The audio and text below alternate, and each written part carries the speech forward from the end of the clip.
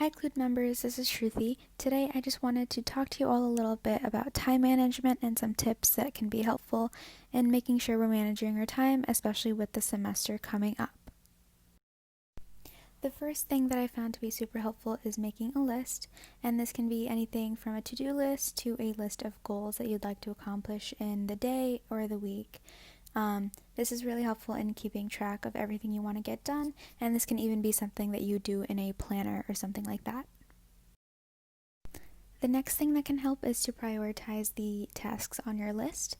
Something that I found really helpful is the priority matrix, and it divides your tasks into things that are of a high importance, low importance, high urgency, and low urgency.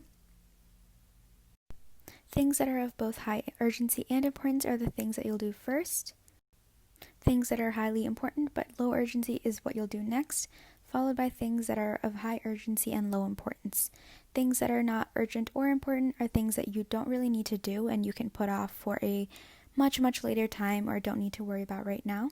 It's important to know when things are just not really worth your time. Categorizing my tasks in this way has been something that I found really helpful in making sure I'm managing my time well.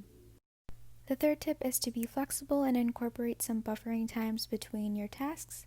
So for example, if you have class from 9 to 10 a.m.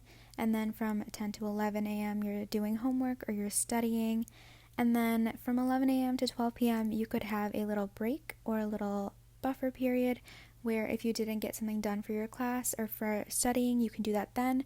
Or if you want to get a head start on your work, you can start then before it's officially beginning at 12 o'clock. And that's a little buffer zone to make sure that you can fit everything in.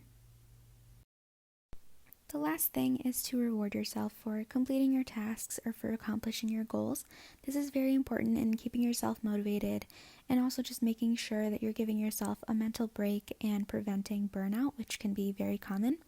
And there's so many different ways that you could reward yourself, and it's just making sure that you're spending some time on things that you enjoy.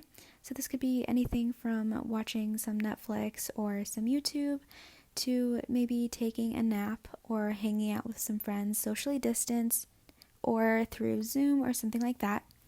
You could also do creative activities such as painting or drawing or anything like that. No matter what it is, it's really important to take some time and reward yourself for working hard and doing the things that you hope to get done.